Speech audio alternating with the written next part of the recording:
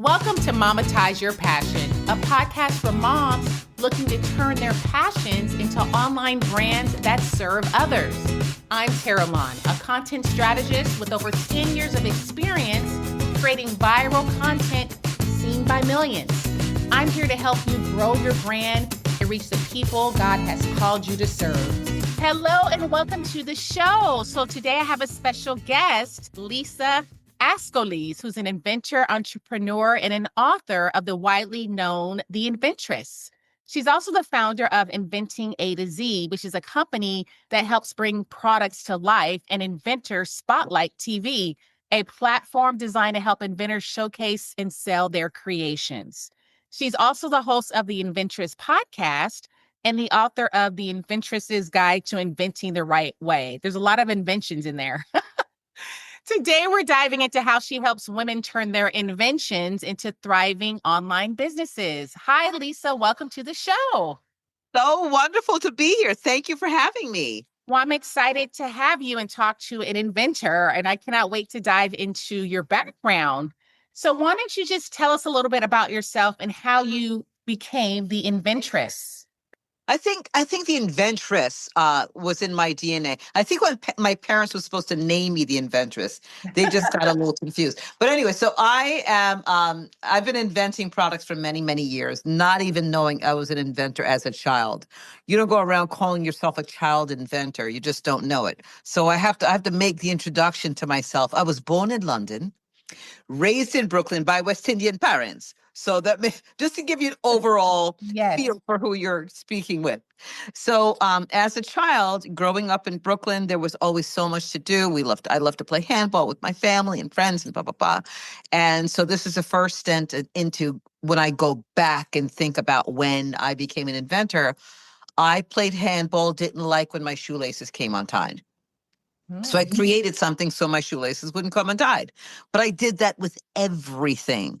Anything that didn't work for me, I created a better way of having it work. Still not ever thinking I was innovating or creating. It's just how I lived my life as a child, as a 9-year-old, right? Yeah. And then moving into adulthood, that's what I did. So as a teenager in school, I would wear different hair accessories, different necklaces, create different items. And every time a classmate would say, "Where did you get that?" Or "Did you buy that from somewhere?" And I'd say, "No, I made it. I made this thing," whatever it was. And they would say, "Well, can you make me one too?" I go, "Aha, cha-ching. This is a business." I really didn't say that, but I mean, it was like, okay, $5, $3 here. Still not even really thinking entrepreneur or inventor. You don't think like that when you're a kid, right? Right. You lean into it. I mean, because that's just who I was. My personality was leaning into anything that I did. And if I'm going to do something, I'm going to do it full throttle all the way. So, as a child, I was an inventor looking back. And then going into adulthood, I had my first child very young, and I was always very embarrassed to breastfeed in public or in front of my parents or anywhere. So my first product out the gate, I'll say, meaning in retail stores and for the world to see, was a breastfeeding cape. It was called the Bosom Buddy Breastfeeding Cape. Don't try to say it 5 times fast. So the Bosom Buddy Breastfeeding Cape, I sold that all over, everywhere, from mother care stores all over the world. And back then, I didn't have internet, so it was snail mail. Wait, right? How did you get that in the market? This is interesting. How did you get that in the market?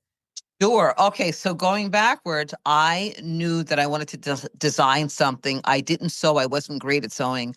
But I said, I know there's a need for it. So I developed a prototype, cut out some material, went to the dry cleaners and asked the dry cleaner to put it together in this way.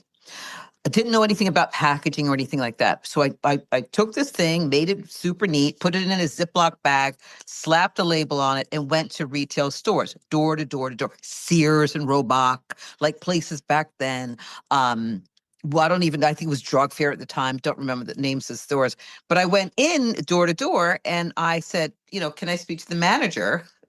I'm selling this product." Didn't know anything about any of this. Certainly that was not the way to go back then, or today, by the way. You don't speak to a store manager about, putting your product on the shelves, especially within big corporations like that. But anyway, so I found out the right way to do it, which was mail. Emailing the corporation, emailing corporate headquarters to find out who to speak with. And, a lot of work went into that, a whole lot. So this is not an overnight thing. And I want to make this very clear. It's doing your due diligence. Back in the day, Yellow Pages. Okay, I'm giving away my age. I'm giving it away. Yellow Pages. Let my fingers do the walking. So page by page, I said, okay, I need to find out how to get my product in this store. I made a list of places I wanted to see it, and I attacked those places with email, with letters. I'm sorry, not email, with letters, handwritten letters, shipped out the letters, and waited for responses. And that's how I did it. From one person led to the next, to the next, to the next, to the next. And much like Damon John, I was selling them out of my trunk. You know what I mean? Yeah. Wow. I would see a pregnant or nursing woman. I'd say, listen, here's the solution to your issue of wanting to do this in private. Yeah. How long ago was this, Lisa? How many years ago? Oh my gosh. So I would have to say, well over 30 years ago. For anyone listening, she doesn't even look that old. And this is way, way before that. Cause that was it was a long time ago. It was over 30. So that was your first official invention that you got into the market. Like, what was your breakthrough or groundbreaking invention from there? Sure. That was called the bun tie hair accessory. So the groundbreaker was the bun tie hair accessory. And this is crazy because, and all of you listeners out there have inventions, I promise you, you just don't know they are. So I would wear my hair up in a bun every Sunday to go to church. And every Sunday I went into my top drawer, took out an awesome sock, and that was clean, by the way, a designer sock, put my hair up in a bun. And every Sunday somebody said, wow, that's a really nice bun. Did you buy that? Where'd you get that from? I'm like, little do they know, that was in my sock drawer. And I said, at probably the 10th compliment, I said, okay, now, Lisa, this is a product. This is a product that you need to sell because there's a need for it. And I went home that day and I started designing the bun tie to look not like a sock, but to look like a real product. So designed it, created it into a real product, and connected with some people I'd known previously to help me get it manufactured, and got that product on QVC television. Wow. Okay, you have to tell us how long ago was this, and how did you get that onto QVC? Because that's a big deal. I have it on a big plaque. So I think I want to say 1999, 2000. Okay. I think 1999. Okay. For that one. And so just making connections, networking is so important. Yes. So you want to know the story, you want to know how? So I met a young lady, my children modeled. So my youngest daughter, Gianna, I took her on a photo shoot. And there was a young lady there and we were just talking, the kids were modeling and stuff. And she says, what do you do? I said, I'm an inventor. Because at that time I was really an inventor. I'd gotten so many other products out. And she says, wow, well, if you're an inventor, I can help you bring products to QVC. I'm on QVC television. And it happened years after we had spoken, but we stayed connected. And so that was my first entryway into QVC because of this person. And I always thank her, Cindy Russo. She's no longer with QVC. This was eons ago. But we became very, very good friends. Mm-hmm. I helped her with things for her sons who were in a band. I helped her out with her sons in her band. I mean, it's wild when you speak with somebody, you never know where you're going to go. So that was my entry into QVC. Okay. Awesome. So fast forward, because things are different and I'm sure they're much easier to get an invention out there. I actually spoke to someone on my show, I think it was last year, and she was on Shark Tank. And I think people think these days that if they have something, the goal is to get on Shark Tank with their invention. But people can actually invent something and actually get it to market. And you help people do that, right? Correct. Like, how do you help people specifically? Let's say there's someone listening and they're like, oh, I have a great invention. I just don't know what to do or how to get it out there. Like, what do you... So sure. A to Z, I help people. I say, call me up. Let's have a consultation. Let's talk about your passion and how much you really want this to happen. I set up a consultation first and foremost. I send them a non-disclosure agreement via email. to let them know I'm not taking their product and going anywhere with it. It's completely private and confidential. I then ask them to send me a drawing or a sketch. And write everything about it. Write every single thing about your invention and don't share it with anybody. Don't share your idea with anybody, especially not your Aunt Gladys, because she's going to be proud of you and tell that the whole world. Becky has a product. She's going to be on QVC. She's going to be on Shark Tank without it being protected. So yeah, I would say give me a call, send me an email, and I'll walk you through the steps. We'll set up a consultation. It's about an hour to an hour and a half, and I will take them through all of the steps necessary to get that product from a napkin idea all the way to the marketplace and everything in between, because there's a lot of in betweens. Right. So let's say someone is listening and let's say they have an idea. Like, what would you say? Like, what is the first thing that they should do? They have something they want to get out to market. Like, just, practically speaking, like, what are some practical things that you say they should do with this idea that they have? Sketch it. So sketch the idea for themselves. Like, draw it, you mean? Draw it out? Sketch it out, even if they're not great at drawing it out, but sketch it out. And in my book, I say my first chapter in the book is name it and claim it. Really important. Okay. I know it may sound far into the process, but it's important to do that. Why? Because now it comes to life. Now you're not just fooling around with something. This is if you're really serious about doing the thing you're doing. If you name it, it's going to come to life. And that's a fact. After they've done that, do some research, do your due diligence, see what's on the market that could be like it. And I'm not saying don't do it because it's like it. I mean, great products come along because they're reinvented, right? They're enhanced, I should say. Constantly enhancing new products. Look at cell phones, coffee pots, whatever. They're always new. So don't be discouraged if you see something that's like it. And I would not put the exact definition of what you're doing in the internet. Don't do that. Come close, but don't say it. Yeah. And years ago, I said that too. But today, honestly, you shouldn't do it. You could do some research, look for the thing that you're comparing your product to, but be careful with the words that you use. Yeah. Well, I think yes, right. So the guest that I had on the show, she was saying that she actually made a prototype, or she had someone make a prototype for her. Then she had a focus group. Like, I would do that. Yeah, I would somebody could steal your idea in a focus group, right? Not. Definitely not. I would sketch it. I mean, when you know it's something you want to do, then create a prototype. You could do a handmade prototype depending upon what it is. If it's fabric, easy to glue gun everything. That's me. My middle name is Glue Gun. If it's made out of fabric, it's not sewn by me, it's glued. Because the sewing just takes too much time for me. But anyway, so yes, create a prototype if you can. Once you've created a prototype, see if it actually functions. Because you want proof of concept. You know what I mean? You want it to actually function. If it's something that, price it out too. How much is it going to cost? You can look online now and see what materials cost to create that product. What's it going to cost? If it's fabric, as I said, it's going to be less expensive than plastic or electronics. And think about a budget. Is this something that I actually want to mass produce? Okay, if I'm thinking in that direction now, I may want to get it protected. So you may want to visit a patent attorney and say, okay, you know what? I want to take a look. Is there a way I can do a patent search? Because I really want to get this product on the market. Now, not every product is patentable and not every product has to be patented. It all depends on what you're doing with it. So are there any parameters with that? Like, how do you know if you need to go that route? If you choose to put this product, on Shark Tank or even on social media, I would say you have to tighten up these days. I would say anything that you really want to get out there that's very unique, try to get a patent. Yeah. How much does that cost though? Isn't that expensive? They can be very costly. So a design patent can run you anywhere from $1,500 to $3,500, depending upon who you use. Number one, what patent attorney you use. I have a whole host of different patent attorneys that I help people with.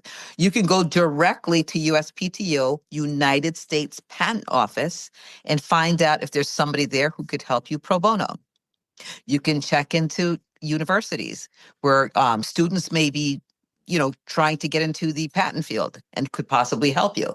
So Mm. there's a lot of ways to do it. You don't have to, run right into, I wouldn't run into putting a patent on a product. It's very expensive. Yeah. Yeah. Yeah, so I would say do those things first. Always sign a non-disclosure agreement with somebody before you start putting information out there.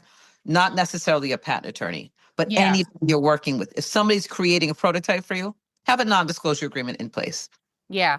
Well, I think there's probably people who, I mean, I've had ideas and I'm like, oh, this would be great for Shark Tank. That's people think Right. Shark Tank. But there's people who they have these ideas, but they're thinking, it may be too expensive to actually even go forward with it. Like, what are your thoughts there? Like, if someone has an idea and they think, oh, they just can't afford to get it out to market. Well, I mean, you could baby step. We all have grandiose ideas. Many of my clients will come to me and say, this is going to be $1 million, billion-dollar maker, because that's the mindset. Let's partner together. Let's do this. I say, but there are baby steps. You can do this in baby steps. Like my wrap and store organizer. I have so many products, not the wrap and store. That's another one. The Bosom Buddy. I did it in baby steps. It took me a while to get a patent. I put pennies in a piggy bank in order to get that patent. I went to a local manufacturer to get some made very, very inexpensively. So do your research, find out who's out there to help you. Take a look at your budget, set some money aside, get an Acorn account for your product. You know what I mean? Or Rocket. Yeah, right. Save your money in baby steps. It doesn't all have to, you don't have to spend thousands of dollars on a product out the gate. I would say not to do that. Yeah. So I know you help a lot of people. So what is the end goal? Like, let's say someone comes to you, or let's say they're trying to do it on their own. What should be the end goal? I mean, I know Shark Tank, I keep saying that it's not the end goal because you can still get your product out there. Like, can you speak a little bit on that just for, those who are thinking they may have something and they just don't know what route to take or even where this is going to lead them? Everybody's end goal is different. I mean, some people develop a product because they want to see their name in history. They want to see that they've patented something, right? Some people don't even market a product. They'll patent something, and so they can have a patent on the wall, right? And say, at least I did it. At least I put a patent on my product. And maybe I can't go farther than that. Some people may want to license their product, right? So get that patent and then start doing some research as to who you want to license the product. Let's do something simple. Coca-Cola. All right. So I just developed a brand new flavor for a drink, and I'm going to secure a patent for food or drinks. That's a hard one. I made that way too complicated. Let's go easier. That was too complicated. Never mind. Wait, think about a mom, like maybe a mom. Forget it. I just went deep. I went to food and You drug went straight to the top. I went food and drug administration. Forget that. Okay. Right. So I made a cuppy for a baby. Yes. Okay. A simple cup, but it has a different design on it. Right. Mm-hmm. So create a design. And maybe you want to just have a design patent put on this product, design only. And you're going to create just a couple of prototypes, and you'll have a website to sell it on. And maybe you do baby steps into the market. Okay. So you're selling 100, you order or you buy 100, right? You find a manufacturer and you make 100, and you sell those in baby steps. Yeah.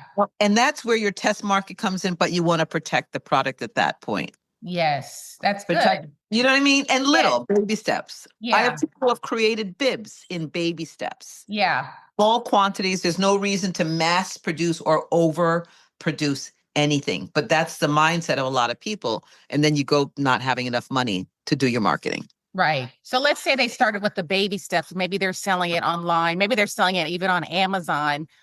Just in your experience, like, what is the next step? Is it to try to get to like a QVC or, one of these bigger markets? Like, what are your thoughts there?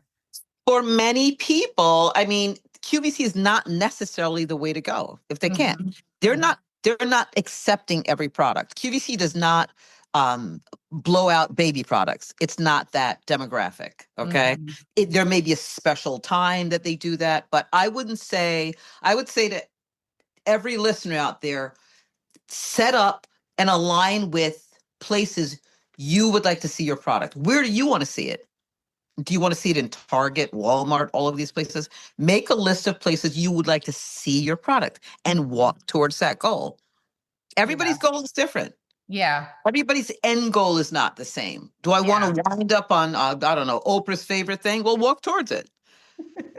Yeah. Take those baby steps in order to get there. You can be anywhere you want to be, but you got to take those steps to do it. You know, Right. I tell my clients, I can't love and want your product to succeed more than you do. Yeah. Let's work on this together.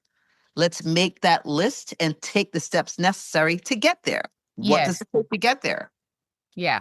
So you help someone from the beginning stages to turning their product into a business, whether that's online or just whatever their goal is, basically. Is that correct? That is correct. QVC, HSN, Shark Tank, my television shopping network. I developed a shopping network because everybody can't get on QVC necessarily, or the product is not a QVC product. There's a minimum order quantity. When you're putting products on QVC, they're not ordering 500 units. We're talking 3,500 possibly.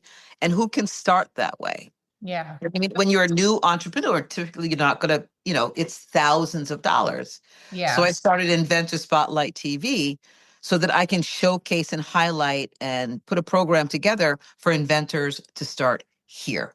I say everybody deserves a seat at the table, right? Yes. Tell us about that. Like, what is the entry into getting onto your show? Because Inventor Spotlight TV emulates or looks like a QVC, except it's a musically inspired show. We come dancing onto the show. It's very inspirational. It's very motivating. And you get on there and I put it out everywhere. So I take this information, it's on my YouTube channel, take their information and I provide that to a QVC or an HSN. And I show them that this person has a great product and look at their television presence. So it's a jumping off point as far as I'm concerned. It looks television worthy. Yeah. Yeah. Yeah, so you may want to look at that site. It's inventorsspotlighttv.com. Yeah, I'll look at that and also put that in the show notes. Thank So you. how does someone know if they even have a product that's worth pursuing and turning into a business? So again, doing your due diligence. Look, what's the need? Who needs the product? Is it just your mom? Because mommy's always going to say, it's great, it's perfect. The whole world's going to buy it. But take a look at your demographic. What is the product? What is it? Who's going to buy it? And how much are you going to put into marketing it? We can all have ideas and inventions on a regular basis, right? But how far are you going to do to market it? I think marketing is the most intense part about having a product. Right. And it's so there's so much work put into developing. There's a lot of mind work, physical work that you put into a product that when it comes to marketing, I think your brain believes that everybody knows about it because you've spent so much time developing it that you think everybody should know about it. Right. So just doing your due diligence, who's out there, who needs it, and you ask your friends, but friends who are like-minded, not the friends who are going to say, that's a horrible idea. Why would you do that? Yeah. Not those friends. Yes. Not those friends. Yeah. So, just as we wind down the conversation, are there any niches that you would say are oversaturated or those who you feel, maybe people should consider certain niches because there's not many products in those niches? Like, have you thought about that just overall, like for the people that you work with or that you've come across? I think every avenue is accepting of products these days. If a person can use it, kitchen items are great. So I can't say what's not. I can say what is. I mean, baby products are off the charts today. If you can create, and all those mommies out there who are pregnant or have babies, their minds go a mile a minute with products that people will buy. Yeah. You understand? So I can say what does work. Kitchen items are always working. Gadgets, food items are great. Home accessories are great. Mm-hmm. Niche, I don't know. I mean, I can't say that something's not good for any market because any product can be sold. Look at TikTok. Yeah. If you have the proper marketing tools, meaning up here, if you're creative, you know how to get things or you have help putting things on TikTok or on social media, anything can be done. Yeah. You have this camera, this phone in Yes. front of you, and you want to talk about that product and convince people it's the best product they'll ever purchase. You can Yeah. start Pet Rock. Think Pet Rock. You may be too young for that. Pet rocks were things that were sold to people. They put faces on this rock and sold them. Anything can be Oh sold. yeah, I think I do remember those. Yeah. Yeah. So my client, the one I was telling you about who was on Shark Tank, she said that she would go on to TikTok and literally just talk about her product and it would go viral and she would get all these Yes. sales. It wasn't even a fancy video, no dancing, literally just talking about her product and it would go viral and she'd get all Nothing. these sales from it. Yeah. Yeah. It's absolutely, but I mean, it's talking about it. Yes. That's a brand new platform that people are really paying attention. Yes. Yeah. So Yes. yes, I would say so. Definitely. Absolutely. Yeah. Is there any last things that you want to say to the person listening, just as far as this conversation and just getting something out there or just where to start if, if it just feels too overwhelming? I would say get a journal. Journal your thoughts specifically for this idea or your ideas. And one by one, write them down and write down the description about the product, okay? Step by step. Don't start thinking about, the patent and how much that's going to cost. Just take it one step at a time, one step at a time. If you have an idea and it's God-given, God gave you this idea to just do it, create it. I'm here. I can help you. In fact, anybody listening, I would be happy to get on a 10-minute call and give them some quick tips about how to get their products, get their idea going. I'd be happy to do that. So Awesome. use your gifts, use your tools. God gave it to you. Use them. And if it keeps coming back to you, that means it's meant to be. If you thought about this product 2 years ago and it keeps on coming back, just do it. I love that. That's great. Thank you so much, Lisa, for being here. Now, where can people find you if they want to look up your books or maybe the courses that you offer? I mean, you do so much. So where can people find you? Where's the best place? Go to my website. It's inventingatoz.com. All of my social media platforms are there. Instagram, _Inventors, Facebook, Lisa Ascolese, they're all there. Go to my website, scroll, subscribe, click away, and you'll see everything you need from my books to everything else. Thanks so much for listening today. If you enjoyed this episode, would you do me a favor and share this with someone else who could use this? My prayer is that you will pursue your God-led dreams so you can make a positive impact in the world. Until next time.